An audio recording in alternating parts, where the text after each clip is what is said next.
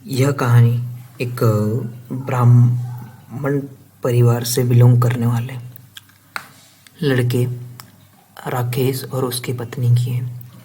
क्या उसकी पत्नी ने किया जिसकी वजह से उसे एक चुड़ैल ने घेर लिया? इस कहानी को जानते हैं, शुरू करते हैं। राकेश की उम्र लगभग 22-23 साल की होगी और उसकी शादी हो चुकी है। जब आप गांव की तरफ जाते हैं तो वहाँ पर आम बात है कि 22-23 साल में लड़कों की लड़कियों की शादी हो जाती है। तो राकेश के साथ भी ऐसा ही हुआ था। अभी राकेश की पढ़ाई बची हुई थी, वो एमए कर रहा था। और जब ये घटना हुई वो घर पर ही था और उसकी एक 15 से 20 साल की छोटी सी नन्ही सी प्यारी सी बच्ची का वह पिता बन चुका था। उसकी पत्नी के बारे में अगर मैं कहूँ तो वो एक कह सकते हैं निडर थी, जो डरती नहीं थी। और यही चीज़ उसको ले बैठी, कह सकते हैं, जिसकी वजह से उसे ये सब चीज़ें झेलनी पड़ी। लगभग 4 बज रहे थे और राकेश की पत्नी जगती है और सोच के लिए, जो हम खैर गांव में हैं तो घर के अंदर पहले के समय में बाथरूम और ये सब चीज़ें नहीं हुआ करती थी फ्रेश होने के लिए। तो लगभग सभी महिलाएं बाहर ही जाती थी, बट वो अकेले कभी नहीं जाती थी। और एक बार मैं आपको बता दूं कि जैसे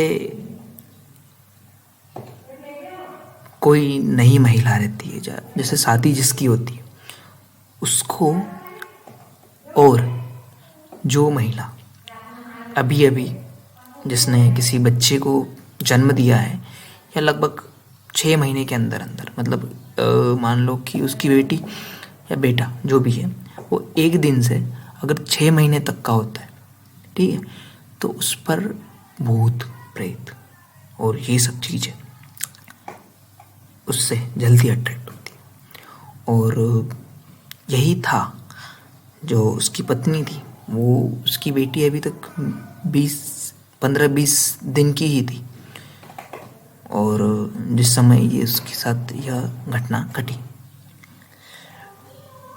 तो उसकी पत्नी क्या करती है, 4 बजे उठती है। ये पहला दिन नहीं था, वो हमेशा 4 बजे ही उठती है, बट इस बार उसने गलती करी थी।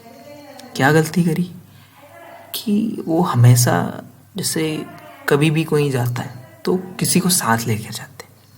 अब उसने इस बार ऐसा नहीं किया, वो अकेली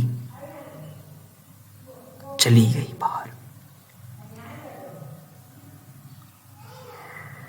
उसके पास जैसे ही वो बाहर जाती है, एक श्रीफल का पेड़ रहता है, वहाँ पर कोई चुड़ैल उस पर निवास करती थी। वो उसे देखती है और उसका पीछा करने लगती है।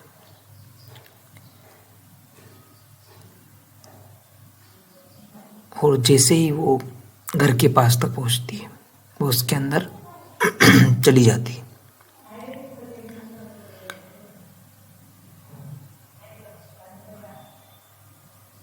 अब ये जो राकेश की पत्नी है, ये घर के अंदर जाती है, चुपचाप बिस्तर पर बैठ जाती है।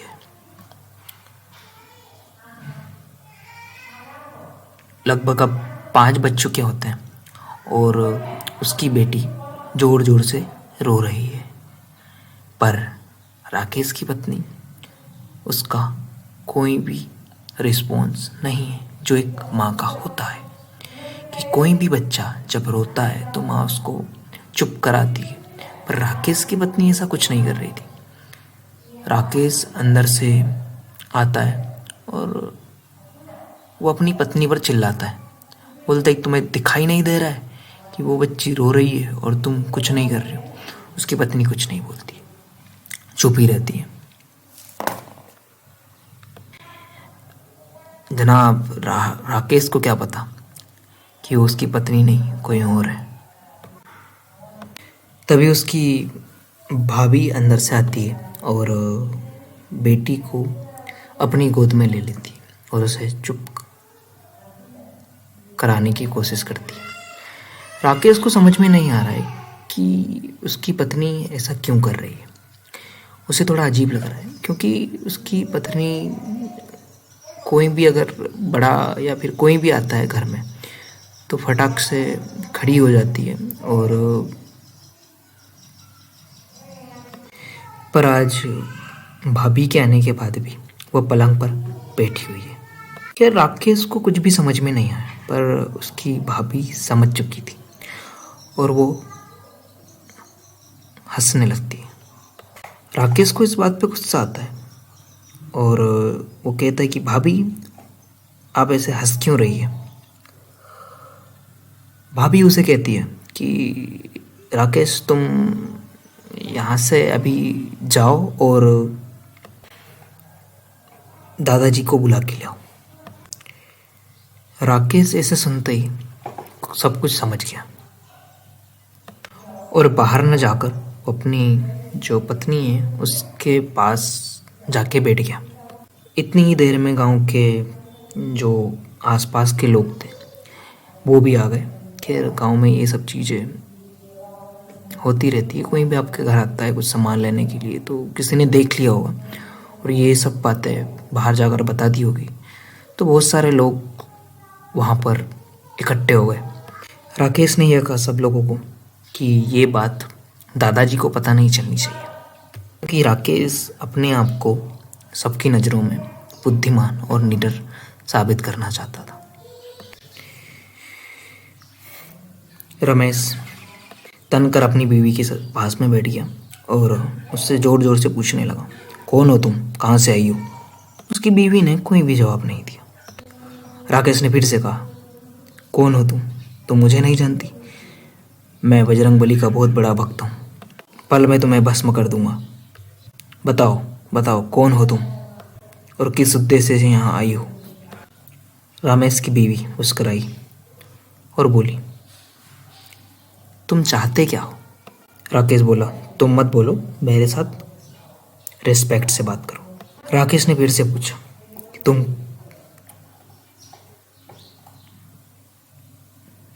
कौन हो, कहाँ से आई हो। राकेश की वो जो चुड़ैल है उसने कहा कि मैं आपके घर के पास जो श्रीफल का पेड़ लगा हुआ है उस पर रहती हूँ और जैसे ही मैंने आपकी बीवी को देखा तो मैंने उसे पकड़ लिया। राकेश ने कहा, तुम नहीं जानती क्या, हम ब्राह्मण परिवार से हैं और हम डेली पूजा पाठ करते हैं, फिर भी तुमने ऐसा किया। उसने कहा कि मैं करना तो नहीं चाहती थी, बट ये जिस अवस्था में थी मैं वो करने के लिए बाध्य थी। उसने कहा, वो अकेली गई ही क्यों, अगर वो अकेली जाती ही नहीं तो मैं ऐसा करती ही नहीं। खैर मैं अब यहाँ से जा रही हूँ, अब मैं खुद यहाँ और अधिक देर तक नहीं रुकूंगी। रमेश उस चुड़ैल की बात को सुन के कहता है, क्यों, क्या हुआ, डर गई ना मुझसे। चुड़ैल बोली, तुमसे क्या डर, मैं तो डर रही हूँ जो इस घर पर लटक रहा है और मुझे जला रहा है। अब इसका ताप मुझसे सहन नहीं हो रहा। दरअसल बात यह थी कि उस गांव में एक पीपल का पेड़ था जो इनके घर के पीछे ही लगा हुआ था और लोग उस पर मानते थे कि उस पर किसी अच्छे आत्मा का निवास है। तो गांव के सभी लोग उसकी पूजा पाठ और ये सब चीज़ें करते थे, तो और वह सब लोगों की सहायता करती है। और यह पेड़ उसके घर के पीछे ही लगा हुआ था और जिसकी एक डाल जो है इनके घर को टच कर रही थी, जो इसकी पत्नी का जो कमरा है उसे टच कर रहा था। रमेश अब ज़ोर ज़ोर से हंसने लगा और बोला, जा मत, यहीं रह जा। जैसे हमारी एक बीवी है वैसे तुम एक और। वह चुड़ैल भी हंसी और बोली, ये संभव नहीं है, तुम मुझसे शादी क्यों करना चाहते हो? रमेश बोला, अरे भाई, गरीब ब्राह्मण हूँ, कुछ कमाता धमाता तो नहीं हूँ, और अगर तुझसे शादी कर लूँगा तो तू धन लाती रहेगी। रमेश के इसे कहते ही वो चुड़ैल से बोली, तू बहुत ही चालू है, और ये भी सही है कि हमारे पास बहुत सा धन होता है जिसकी हम सुरक्षा करते हैं, बट वो आम आदमियों के लिए नहीं है, और जो भी उसको प्राप्त करने की कोशिश करता है उसका हम अहित कर देते हैं।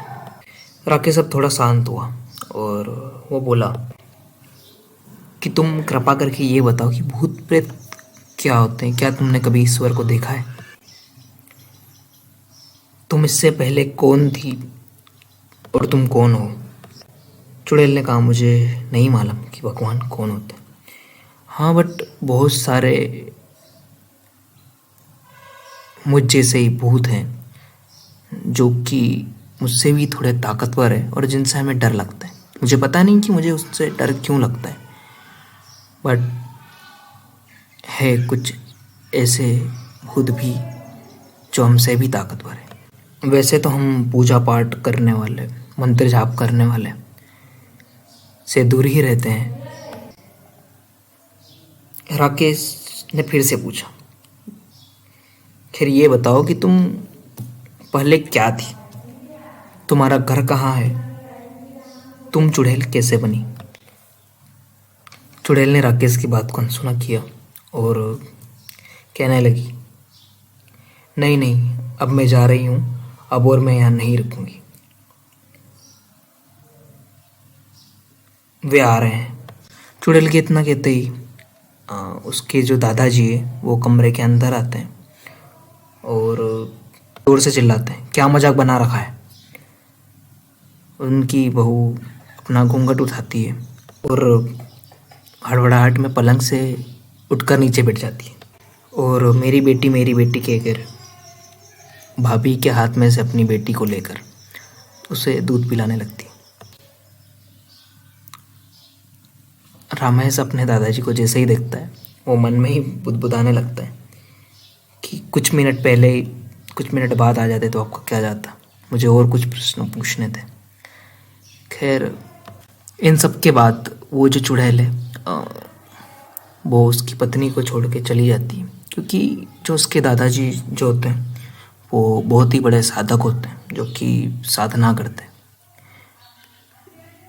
और उनका ताप इतना था जिसकी वजह से उनकी जो बीवी की मतलब उनकी जो बहू की में जो उस चुड़ैल ने निवास किया था उनको देखते ही भाग जाती है।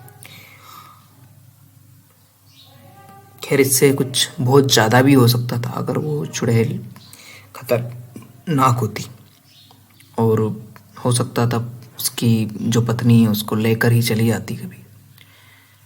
तो हमें एक दो चीज़ें हमेशा ध्यान में रखनी चाहिए कि अगर हमारी नई शादी हुई है ना, मतलब ज़्यादातर महिलाओं को, कि हमें अकेले कभी, जब तक मेहंदी ना उतरे, हमें कभी भी बाहर नहीं जाना चाहिए। और दूसरी चीज़ कि जैसे हमने किसी बच्चे को जन्म दिया है तो हमें बाहर या फिर कभी भी अकेले नहीं जाना चाहिए नई शादी और नए बच्चे को जन्म देने के बाद।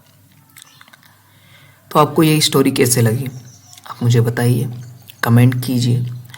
अगर आपके पास कोई ऐसी स्टोरी है तो हमें हमारे व्हाट्सएप पे या फिर हमारे मेल पे आप सेंड कीजिए। धन्यवाद।